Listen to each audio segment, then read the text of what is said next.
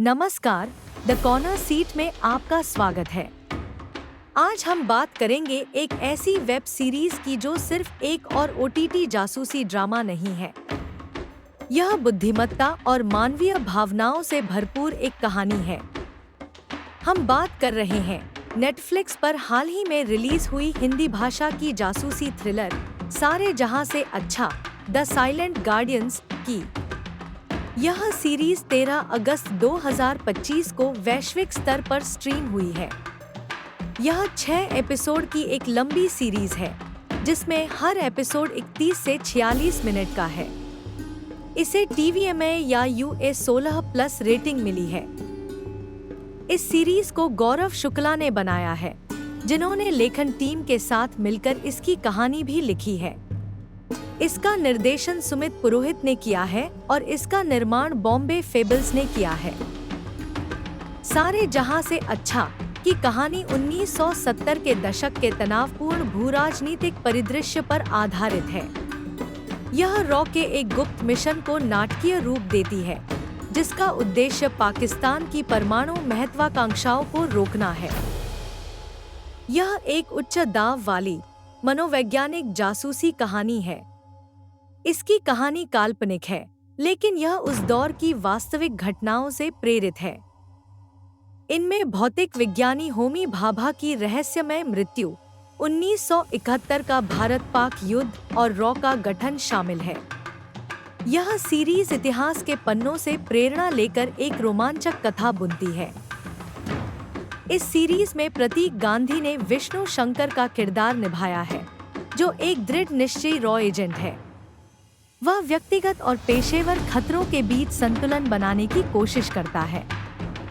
तिलोत्तमा सोम ने विष्णु की पत्नी मोहिनी का किरदार निभाया है। उनका किरदार भले ही शांत हो, लेकिन भावनात्मक रूप से यह कहानी का एक महत्वपूर्ण हिस्सा है। सनी हिंदुजा ने मुर्तजा मलिक का किरदार निभाया है, जो एक सूक्ष्म ISI ऑपरेटिव है। वह विष्णु के हर कदम का मुकाबला करता है और एक शानदार विरोधी के रूप में उभरता है।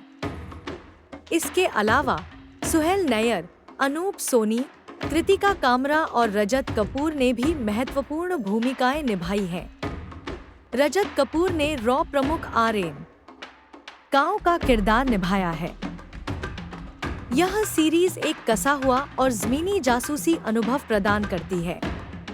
समीक्षकों ने इसकी तारीफ की है कि यह घिसी-पिटी बातों से बचती है।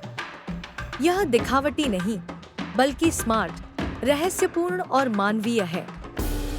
अभिनय के मामले में प्रतीक गांधी ने अपनी भावनात्मक गहराई से सीरीज को संभाला है। सनी हिंदुजा ने एक उत्कृष्ट विरोधी का किरदार निभाया है, जो रणनीतिक है, न कि सिर्फ एक कार्टूनिश विलेन। सुहेल नैयर, अनूप सोनी और कृतिका कामरा का भी मजबूत सहायक अभिनय देखने को मिलता है। सीरीज का टोन और यथार्थवाद भी सराहनीय है। यह अंधराष्ट्रवाद से बचती है और देशभक्ति को नैतिक स्पष्टता के साथ संतुलित करती है। आडवाणी के संवाद, जैसे एक जासूस का काम कभी खत्म नहीं होता, हमें मूक बलिदानों की याद दिलाते हैं। सीरीज की गति कुछ जगहों पर असमान लगती है, खासकर क्लाइमैक्स में। यह थोड़ा जल्दबाजी में और कुछ हद तक एंटीक्लाइमैक्टिक महसूस होता है। तिलोत्तमा सोम जैसी प्रतिभाशाली अभिनेत्री का पूरी तरह से उपयोग नहीं किया गया। उनकी भूमिका उनके पिछले कामों की तुलना में भावनात्मक रूप से सपाट लगती है। कुछ दर्शकों ने इसे एक और जासूसी थ्रिलर के रूप में देखा, जिसमें OTT की परिचित सौंदर्य शास्त्र है। उन्होंने इसकी तुलना तेहरान से की और टोन में असंगति का भी उल्लेख किया। इस सीरीज को मिलीजुली से सकारात्मक समीक्षाएं मिली हैं।